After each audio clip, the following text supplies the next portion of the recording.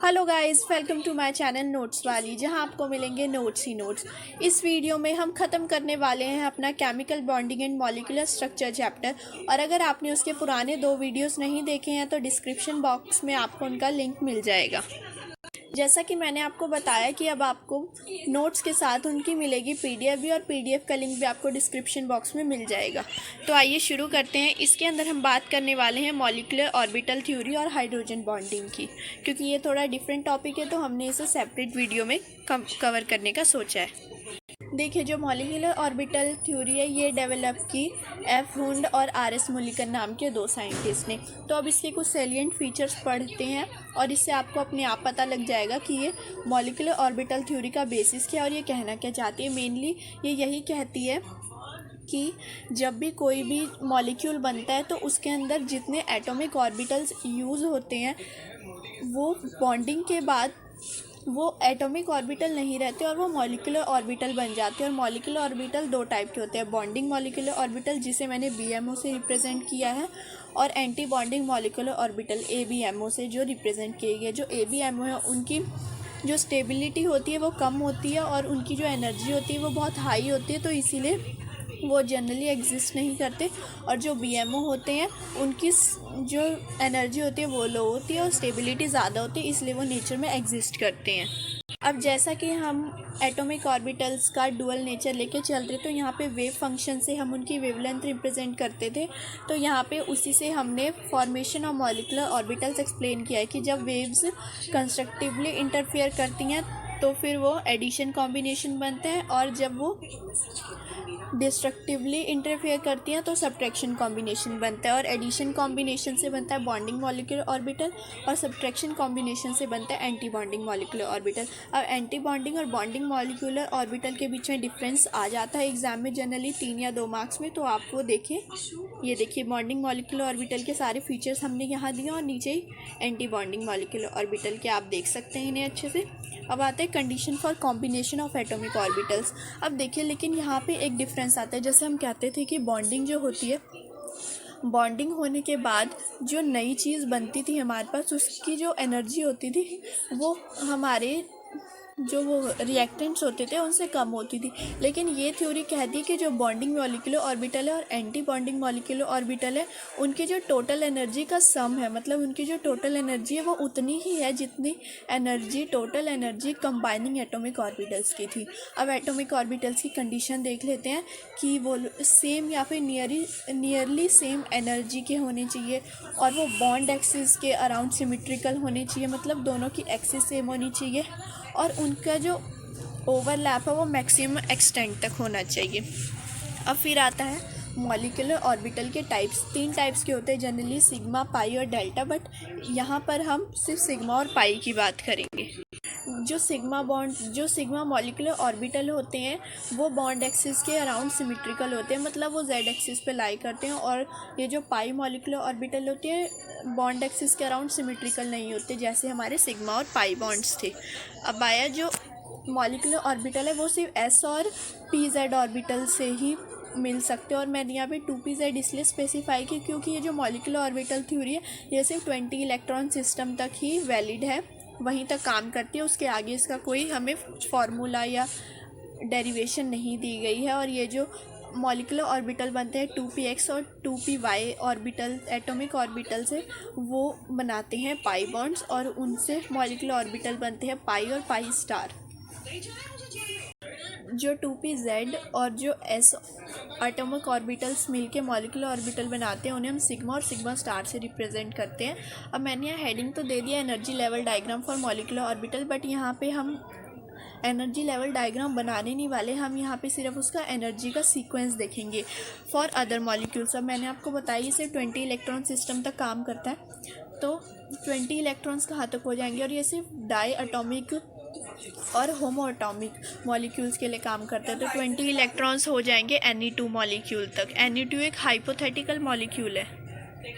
अब जो 14 electron system है, मतलब N2 मॉलिक्यूल, वहाँ तक ये जो आपको नीचे फॉर अदर मॉलिक्यूल्स करके सीरीज़ दी गई है एनर्जी की, वो फॉलो होती है। और ऊपर जो दी है वो सिर्फ ऑक्सीजन, फ्लोरीन और नियॉन के मॉलिक्यूल के लिए फॉलो होती है। इनमें बस इतना डिफरेंस है कि फॉर अदर मॉलिक्यूल्स के अंदर, मतलब अप टू नाइट्रोजन में सिग्मा 2p(z) की जो एनर्जी होती है वो ज़्यादा होती है और ऑक्सीजन, फ्लोरीन और नियॉन में सिग्मा 2p(z) की एनर्जी कम होती है पाई 2px इक्वल पाई 2py से। और आप जानते हैं जैसे एटॉमिक ऑर्बिटल्स के अंदर 2 इलेक्ट्रॉन भरे जाते हैं तो हर मॉलिक्यूलर ऑर्बिटल में भी सिर्फ 2 इलेक्ट्रॉन्स फिल किए जा सकते हैं। अब हम देखेंगे इनकी इलेक्ट्रॉनिक कॉन्फ़िगरेशन हमें मॉलिक्यूलर बिहेवियर के बारे में क्या क्या बताती है और कैसे बताती है। सबसे पहले इलेक्ट्रॉनिक कॉन्फ़िगरेशन हमें बताती है मॉलिक्यूल की स्टेबिलिटी कैसे एक्सप्लेन करती है। Nb और Na, हमने यहाँ पे Nb है मतलब नंबर ऑफ़ बॉन्डिंग ऑर्बिटल्स के अंदर जितने इलेक्ट्रॉन हैं हम उन्हें Nb से रिप्रेजेंट कर रहे हैं और Na होते हैं हमारे इलेक्ट्रॉन्स जो हमारे एंटी बॉन्डिंग मॉलिक्यूलर ऑर्बिटल्स के अंदर है। अगर हमारा जो Nb है वो Na से ग्रेटर है तो मॉलिक्यूल स्टेबल है, लेकिन अगर जो Nb है वो इक्वल या फिर लेस देन Na है तो हमारा मॉलिक्यूल अनस्टेबल होगा। बट यहाँ हम इलेक्ट्रॉनिक कॉन्फ़िगरेशन सबकी लिखते हैं और इलेक्ट्रॉनिक कॉन्फ़िगरेशन से ही हमें पता लग जाता है कि मॉलिक्यूल स्टेबल होगा या नहीं। सेकेंड चीज़ आती है बॉन्ड ऑर्डर। बॉन्ड ऑर्डर कैसे डिफाइन करते हैं? Half of Nb minus Na। Nb मतलब जो इलेक्ट्रॉन बॉन्डिंग मॉलिक्यूलर ऑर्बिटल में और Na वो इलेक्ट्रॉन जो एंटी बॉन्डिंग मॉलिक्यूलर ऑर्बिटल्स के हैं। बॉन्ड ऑर्डर पॉजिटिव आएगा तो इसका मतलब मॉलिक्यूल स्टेबल है। अगर बॉन्ड ऑर्डर नेगेटिव आ रहा है या ज़ीरो आ रहा है तो फिर मॉलिक्यूल अनस्टेबल है। फिर हम देखते हैं nature of bond. Nature of bond कुछ नहीं है, बस ये जो थ्योरी है मॉलिक्यूलर ऑर्बिटल थ्योरी ये फ्रैक्शनल बॉन्ड ऑर्डर्स को भी जगह देती है, बल्कि जो बाकी थ्योरीज थी वो सिर्फ इंटीग्रल बॉन्ड ऑर्डर्स को ही मानती थी वैलिड। अब आती है बॉन्ड लेंथ। बॉन्ड लेंथ बस वही ऑर्डर है कि बॉन्ड लेंथ डिक्रीज़ करेगी जैसे जैसे बॉन्ड ऑर्डर इंक्रीज़ करेगा और बॉन्ड ऑर्डर इंक्रीज़ करेगा तो स्टेबिलिटी भी इंक्रीज़ करेगी। और सबसे ज़्यादा इंपॉर्टेंट क्या है? Magnetic nature. मैग्नेटिक नेचर ही ऐसा फैक्टर है जिसकी वजह से इस थ्योरी को एक्सेप्ट कर लिया गया, क्योंकि ये इकलौती थ्योरी है जो ऑक्सीजन को पैरामैग्नेटिक प्रूव करती है। बाकी सारी थ्योरीज़ के हिसाब से ऑक्सीजन डायमैग्नेटिक था। अब मैं आपको बताती हूँ पैरामैग्नेटिक और डायमैग्नेटिक होता क्या है। अब पैरामैग्नेटिज्म का मतलब जो मॉलिक्यूल्स मैग्नेटिक फील्ड के वीकली अट्रैक्टेड हो उससे बहुत वीकली अट्रैक्ट हो, और ये अराइज होता है due to presence of one और मोर अनपेयर्ड इलेक्ट्रॉन। मतलब अनपेयरिंग ऑफ इलेक्ट्रॉन हो तो फिर पैरामैग्नेटिज्म अराइज करता है। और डायमैग्नेटिक का मतलब होता है weekly repelled by magnetic field, मतलब वो मैग्नेटिक फील्ड से वीकली रिपेल हो। बाकी सारी थ्योरीज कहती हैं कि ऑक्सीजन डायमैग्नेटिक है, बट ये इकलौती थ्योरी है जो कहती है ऑक्सीजन का जो मॉलिक्यूल होता है वो पैरामैग्नेटिक नेचर होता है। That's why this theory has been widely accepted. और फेरोमैग्नेटिज्म इसे हम सेपरेट भी लिख सकते हैं या फिर ये पैरामैग्नेटिक की ब्रांच बन जाती है।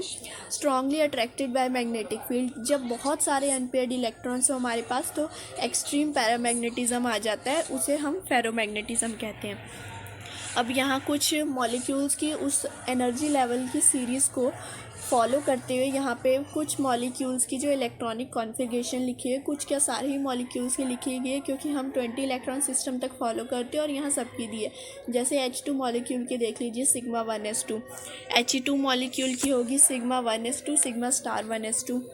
फिर Li2 molecule sigma 1s2 sigma star 1s2 sigma 2s2। अब यहाँ पे अगर हमारी एक शेल क्लोज हो जाती है, जैसे हमारा s ऑर्बिटल होता है उसके अंदर सिर्फ s सब शेल होता है और कोई नहीं होता, तो यहाँ पे s और सिग्मा स्टार s हमारा कंप्लीट हो गया 1 का, तो हमने उसे k से रिप्रेजेंट कर दिया, मतलब क्लोज्ड, वो पूरा हो गया। ऐसे ही Be2 मॉलिक्यूल का हमने इलेक्ट्रॉनिक कॉन्फ़िगरेशन लिखा, C2 का, N2 का, O2 का, B2 का एंड F2 का एंड लास्ट वन N2 का। इसके बाद हमने ये टेबल बनाए, इसमें हम देख सकते हैं मॉलिक्यूल, उसके number of bonding molecular electrons, number of anti bonding molecular orbital electrons और उसका बॉन्ड ऑर्डर। बॉन्ड ऑर्डर का फॉर्मूला बताया मैंने। और नेचर, वो स्टेबल है कि अनस्टेबल। और मैग्नेटिक नेचर आप पता कर सकते हैं एनर्जी लेवल डायग्राम बना के, वो हम इसके बाद बनाना सीखेंगे। आप इस टेबल पे नज़र फरमाइए। ये देखिए, इसमें भी हमने सारे मॉलिक्यूल्स कवर कर लिए। अब आए हम एनर्जी लेवल डायग्राम्स पे। जैसे हमने H2 मॉलिक्यूल का लिया तो अब यहाँ पे 2 एटम्स है H2 हाइड्रोजन के। अब हमने हाइड्रोजन के 2 एटम्स लिए हैं तो दोनों का इलेक्ट्रॉनिक कॉन्फ़िगरेशन सेम होगा, 1s 1s। इस साइड पे एनर्जी हम इंक्रीज़ करते जा रहे हैं और नीचे हमने लिया है बॉन्डिंग मॉलिक्यूलर ऑर्बिटल, जिसके अंदर हमने 2 इलेक्ट्रॉन्स डाल के सिग्मा 1s बन गया, और इन दोनों के मिला के हमारे पास सिर्फ 2 इलेक्ट्रॉन्स थे, तो जो एंटी बॉन्डिंग मॉलिक्यूलर ऑर्बिटल था वो ब्लैंक रह गया सिग्मा स्टार 1s वाला। और ये जो बॉन्डिंग मॉलिक्यूलर ऑर्बिटल है इसकी एनर्जी एटॉमिक ऑर्बिटल से कम होती है, तो इसलिए हमने इसे थोड़ा नीचे बनाया है और एंटी बॉन्डिंग को थोड़ा ऊपर शो किया। ऐसे ही He2 मॉलिक्यूल में हम देख सकते हैं। इसके बाद हम और मॉलिक्यूलर एनर्जी लेवल डायग्राम देखते हैं मॉलिक्यूलर ऑर्बिटल। अब ये देखिए, मैं इसे थोड़ा शॉर्ट कर लेती हूँ, जूम इन कर लिया मैंने। और अब ये देखिए Be2 मॉलिक्यूल का है। Be2 मॉलिक्यूल मतलब इसके अंदर हमारे पास होंगे 8 इलेक्ट्रॉन्स, और इसके अंदर ऐसे ही पहले हमने 1s को क्लोज़ किया, फिर 2s वाले को क्लोज़ किया है। पहले सिग्मा 1s है, फिर सिग्मा स्टार 1s, फिर सिग्मा 2s, फिर सिग्मा स्टार 2s को हमने फिल किया। अब अगर और हम हाई लेवल पे जाएँ तो यहाँ पे ऑर्डर थोड़ा बदलेगा। अब ये देखिए यहाँ पे ऑर्डर बदलने लगा है। ये हमने बनाया N2 मॉलिक्यूल का। N2 मॉलिक्यूल के अंदर ऑर्डर इसलिए बदला क्योंकि इसके अंदर हमारे पास पाई ऑर्बिटल्स और pi star molecular orbital add हो जाते हैं। अब देखिए उसी ऑर्डर के हिसाब से हम बनाएंगे। जो बॉन्डिंग वाले थे इसमें पाई 2px इक्वल पाई 2py और सिग्मा 2pz, इनकी एनर्जी एटॉमिक ऑर्बिटल से कम होते तो हमने उन्हें लोअर रखा और बाकी ऊपर। और ऐसे ही हमने हुड्स रूल को फॉलो करते हुए और पॉलीज एक्सक्लूजन प्रिंसिपल को फॉलो करते हुए मॉलिक्यूलर ऑर्बिटल्स को फिल कर लिया। इसके बाद देखिए अब आ गया है mostly asked question in exams. अब आपको ये 4 स्पीशीज़ दी गई हैं, O2, O2 positive, O2 negative और O2 नेगेटिव।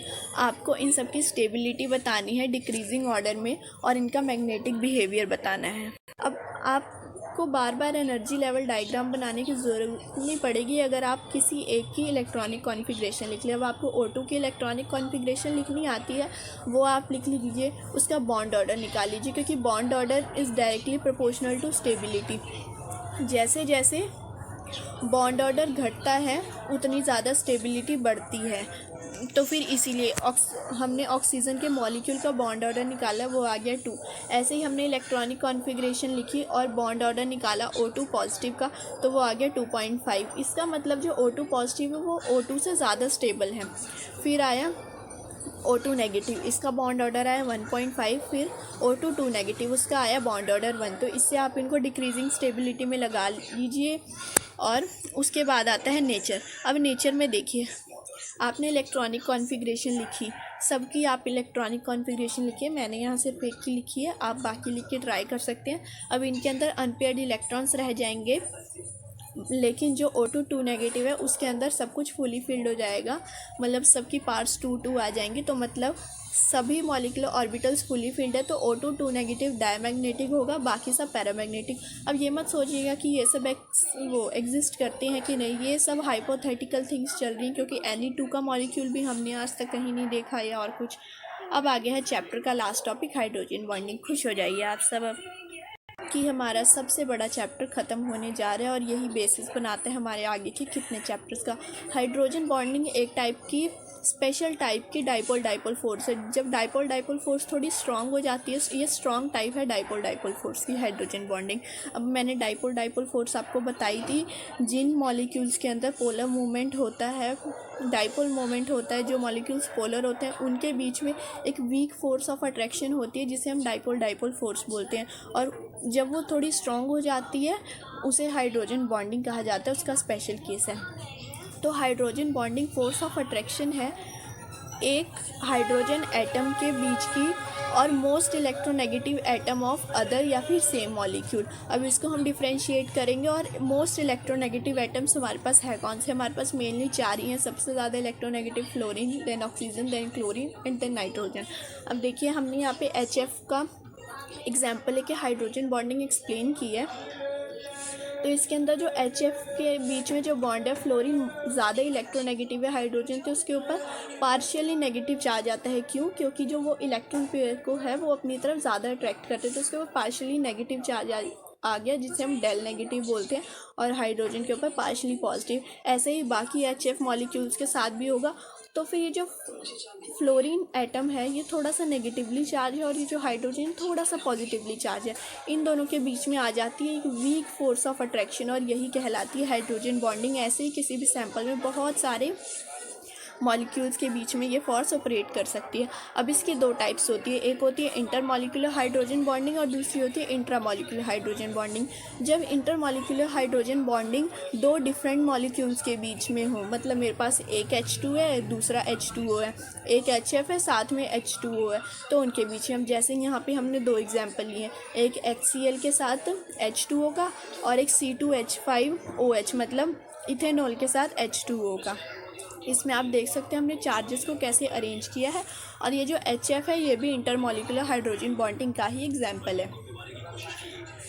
अब आ गई इसकी second type, intramolecular hydrogen bonding. ये होती है हाइड्रोजन और मोस्ट इलेक्ट्रोनेगेटिव एटम के बीच की attractive force with in the same molecule. ये जो इंट्रामॉलिक्यूलर हाइड्रोजन बॉन्डिंग है इसकी बहुत कम ही एग्जांपल्स हमारे पास मौजूद हैं, और उसका एक एग्जांपल हमारी NCERT बुक में दिया गया है, ओ नाइट्रोफिनॉल। तो गाइज़ यहीं ख़त्म हुआ हमारा chapter number 4 chemical bonding and molecular structure. इसके जो पुराने 2 पार्ट्स है वीडियोस, उसका लिंक आपको मिल जाएगा डिस्क्रिप्शन बॉक्स में, और PDF का लिंक भी आपको मिलेगा डिस्क्रिप्शन बॉक्स में। अगर आपने पुराने 2 वीडियोस नहीं देखे हैं तो फटाफट जाकर देखिए, वहाँ से PDF देखिए नोट्स की, उन्हें समझिए, और कोई प्रॉब्लम आए तो हमें कमेंट्स में रिपोर्ट कीजिए। Thanks for watching, subscribe my channel for more videos and regular updates. Thank you, bye bye.